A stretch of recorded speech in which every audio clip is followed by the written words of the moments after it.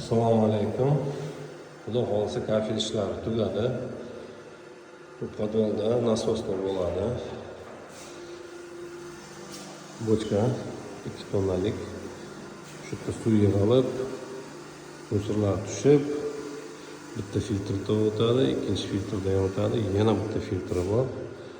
Xudo xohlasa toza suv bo'ladi. Drenajni yamamiz qildik, chuqurroq. Tomon qarshi nima bo'lsa ham mana shu yerdan glubina motor turadi. Suv tortib haydaydi kanalizatsiyaga.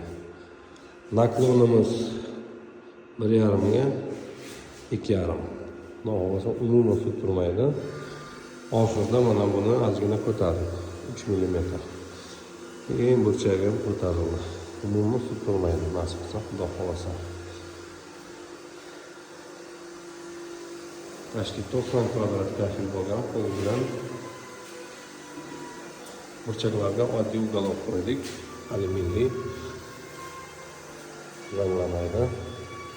Lekin как положено hamma burchaklar tanlash qildik.